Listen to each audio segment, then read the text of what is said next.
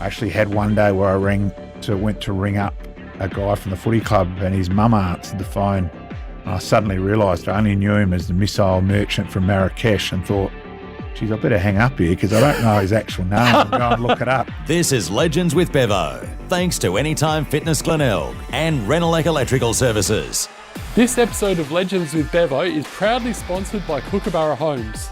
Kookaburra Homes have been awarded South Australia's most professional home builder 2 years in a row. They're a true SA success story and are passionate about other South Australians sharing their success stories. Yes, welcome to another edition of Legends with Bevo. Now, there's a book at the moment that's going gangbusters around South Australia. It's called The Definitive Rulebook, and I'm joined by the author of the book today, Malcolm Ashwood. Here is the book, The Definitive Rulebook. It's an absolute ripper.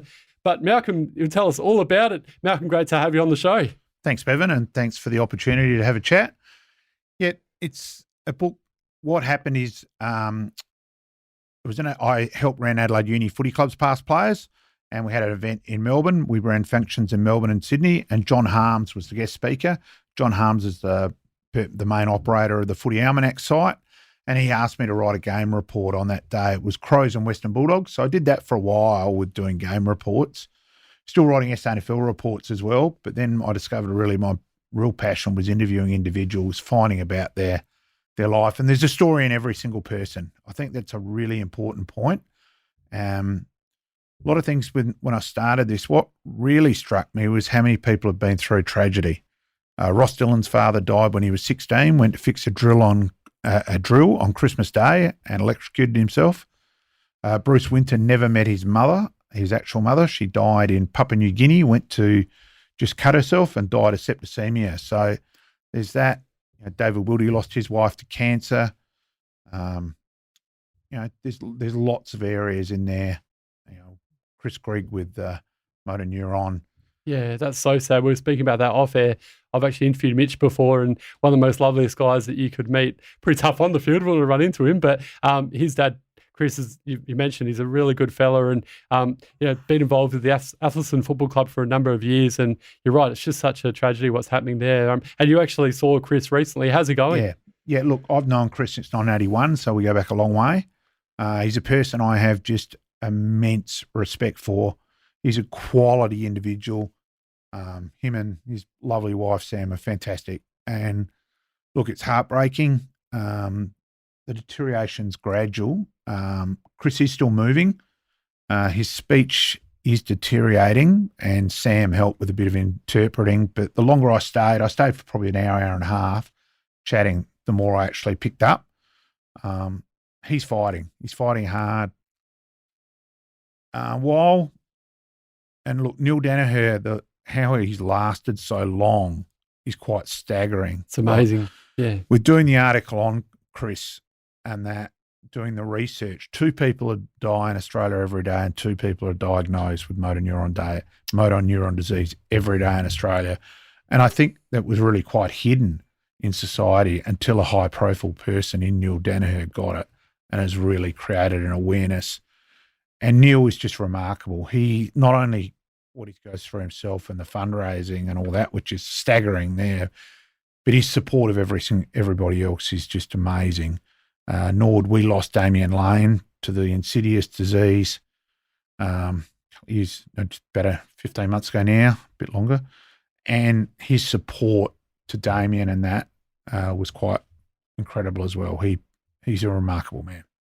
And the title of the book, The Definitive Rulebook, a very interesting title. Yeah. Where's that come from? I've got to thank Shane Devereaux, rookie, for the title there, a Pembroke mate. He thought of that. My nickname's The Rulebook. I gave an umpire a blast years ago, 1984, I think. And I quoted the rule word for word because I was an umpire as well. And I think I was probably a better umpire than him, and he was probably a better footballer than me. So, the nickname stuck well and truly from that day forward. And, there's probably a lot of people who don't know my actual name, which is fine. Yeah, that's Adelaide, that's sport, that's Adelaide Uni Footy Club. I actually had one day where I went to ring up a guy from the footy club, and his mum answered the phone, and I suddenly realised I only knew him as the missile merchant from Marrakesh, and thought, geez, I better hang up here because I don't know his actual name and go and look it up because it could be religiously offensive. And Dadsy and Bridgie and Howie out there, they would certainly understand that with helping them with the uni footy club over the years. So. Well, having been involved in different footy clubs over the years myself, mate, nicknames are the best part about it, I think. So, yeah, it's really funny, actually. It's, in terms of the sports people in the book, there's certainly a lot of them, mainly, South Australian past players. I guess this is the hard one to answer, but who are some of your favourites that you interviewed and why? Probably favourites, probably not quite the right word, more with the impact. Look, when Bali happened, I think we all thought at the time, geez, this is terrible, it's diabolical, but it didn't really hit for me personally until Sturt guys got back to the airport. Watching Tim Weatherald run to his mum, Julie, and having known Julie for 40 odd years now, that really hit me big time. And I hesitated for a long time, which is unlike me. And then eventually it was one day at Prince's where Tim and I were doing an Auskick clinic for the kids there. I can probably virtually go and stand at the blade of grass where I asked him, and he replied about Bali, and he replied very firmly, yes, please do ask me. Please talk about it with me. I've been encouraged to talk about it. He'd actually written a book as well, his story about Bali. So Weathers and I have discussed that pretty infinite and very detailed, and just, it's tragic, isn't it? Yeah, or it's incomprehensible, Yeah. And I don't think people realise that probably everyone in that building was probably 30 seconds to a minute away from leaving us. Yeah, it's certainly, I guess there's been a lot of tragedy with that, but also sort of amazing stories have come out of it, of survival, and thankfully Tim's one of those. So it's very interesting that you mentioned Tim, because there's been so many. I won't give it away because people, want people to go out and buy the book, The Definitive Rulebook. I mentioned before it's available at Dylan's bookstores at Norwood. Any other places that you can buy it as well, Matt? Yep, certainly Colonnades News Agency down at Noarlunga, also through Southern Cross News Agency in town. Or look, anyone can feel free to message me, Malcolm Ashwood on Facebook, whatever. Anyone can message me as well. I'm out and about. It's certainly very popular. Every time you put up a post about it, mate, it goes gangbusters on Facebook. So you're a popular man, Malcolm, and it's a wonderful idea. And we all love our South Australian sports stars. So it's a great idea. Yeah. It was an idea which sort of snowballed over time. Some other people, look, Fred Block, Fred Block was the head of Adelaide Uni Footy Club. He is my hero and probably the greatest mentor I've had, him and the late Marty Bradshaw. And Chocker's struggling with dementia as well at the moment. Poignant subject this week because I've lost my mum this week with dementia, and we were talking about it off air. Yeah, condolences about that, mate. Yeah, so it's a horrible thing. My dad's going through it at the moment as well. It's not nice. So immense respect to my mum Margaret. Yes, absolutely. And dad and all that support there. But oh, look, Grenville Dietrich character, probably my favourite story. It is well known, but Grenville Dietrich walked out of a pub. No taxis there. So he walked down the road to a pizza bar. Do you do home deliveries? Yes, sir. So he went and stood at the corner kept asking the fourth person, you off to 32 Glover? Whatever. The fourth person, yep, I'm with you for my lift home. So Grenville said he got the lift home for cheaper than taxi and a pizza as well. He's an eccentric genius as well.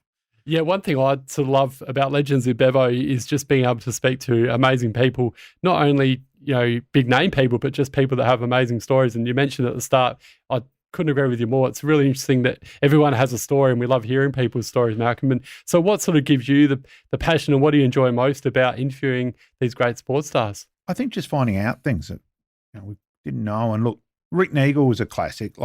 Neags, again, go back a long way with him. And he said, I don't feel worthy. And I said, Neags, while I loved your 6 goals in the 82 grand final as a Nord supporter, in reality, that's irrelevant compared to what you're doing for the disability sector now. His son, Mitchell, is heavily autistic on the extreme side. And look, Neags is incredible what he's doing there off the side. And Neags got me involved and helped him a bit with the election, last state election a while back, and went to the function that night. And I'd coached cricket, was coaching Pembroke at that stage, and we'd lost outright. I was in a bit of a dark mood. And with 5 minutes in there, stop being an idiot. What are you nicked off about? A Mickey Mouse game of sport. I was feeding a lady who's, needed full help and wheeling people around. And I thought, that's more real. Stop carrying on about a game of sport. And yeah, Neeks, I deliberately called that chapter about Rick Nagel. He's my life leveler. And yeah, a lot of respect for Rick Nagel.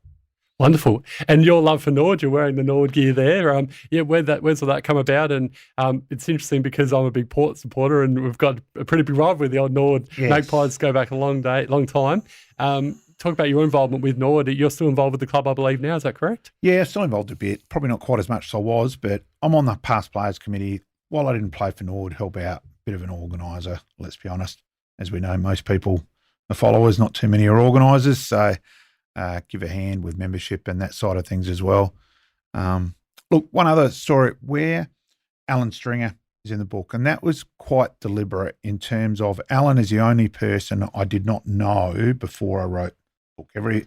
Every single other person in the book I had some sort of relationship with.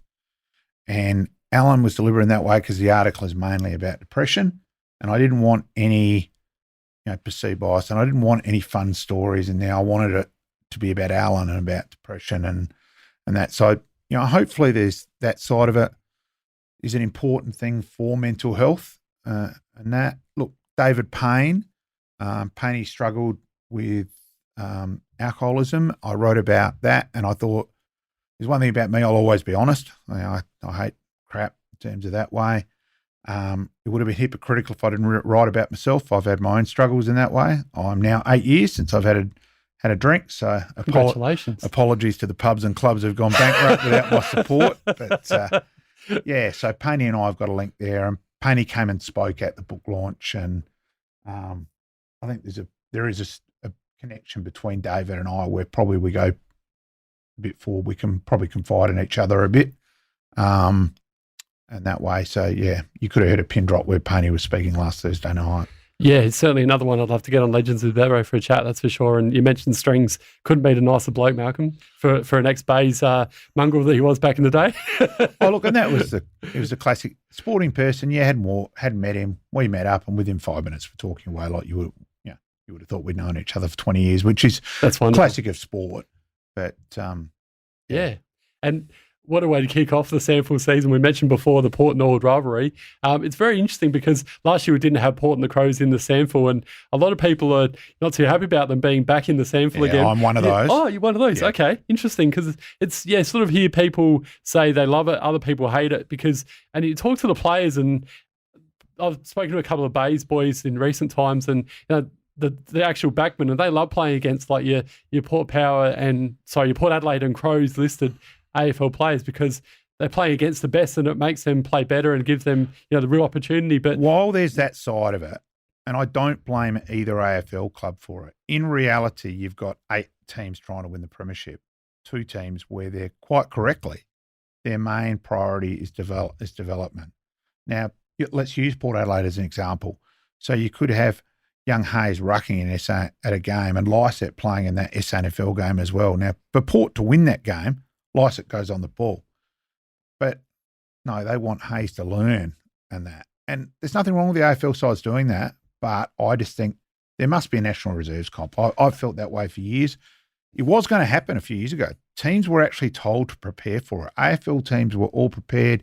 They were getting ready to sign up extra players. And to this day, I don't know why it didn't happen. For what it's worth, I actually agree with you. As much as I love my Port Magpies, and I still feel as though a national reserves competition will be best. And we saw last year that the SANFL competition was wonderful. It was still, getting really good crowds. And we saw, I guess, a one-sided grand final in the end with the Eagles being too strong. But we didn't really miss Port and the Crows last year, I don't think. So I feel as though a national reserves competition would be a great idea. And it sort of takes you back to the old days when, say in the VFL, we had sort of Richmond reserves would play before the Richmond Collingwoods or whatever. Like how good would it be to just have a showdown where Port and the Crows main team are playing, and then before that you get there early and you watch Port and the Crows play. That's how I feel it should be. I actually think that would be a really good idea, and let's hope one day it happens, Malcolm. But I think the other thing though, it needs to be a bit cleaner on at the moment. The true South Australian, the older people amongst us as SANFL followers, 90% agree that that's the way to go. What I would love to know, and it's kept hidden, how much money does the SANFL actually get out of AFL from catering and that side of it? In other words, will the SANFL club survive without the AFL operations? Now, let's also remember where people are saying, oh, that money should only go to the AFL clubs. Let's remember those AFL clubs didn't start unless they've been an SANFL competition. Yes. So I think people who go along that track, oh, well, nothing should go back to the SANFL, lose the real reality. But I just think there needs to be a bit more openness about financial things because there's so many rumours.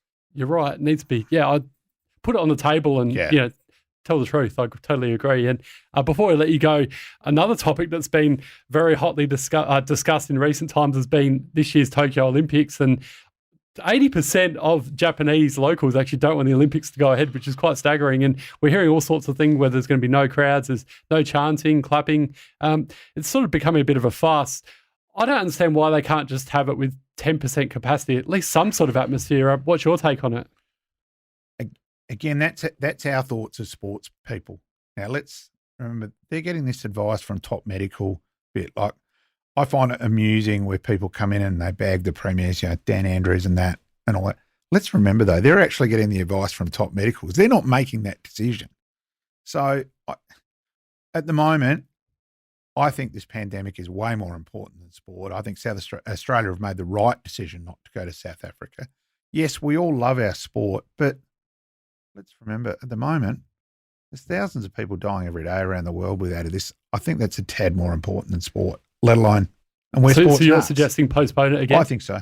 Okay, interesting. I think until we get on top with the vaccine, I think the vaccinations have got to happen, and the sooner the better, obviously. It's going to be a very interesting next few months to see what happens, isn't it? So, yeah.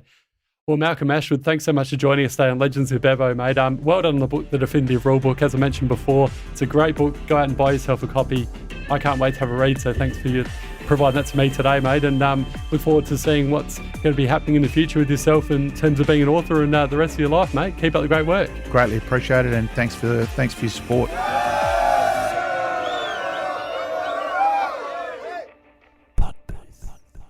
Sounds so good.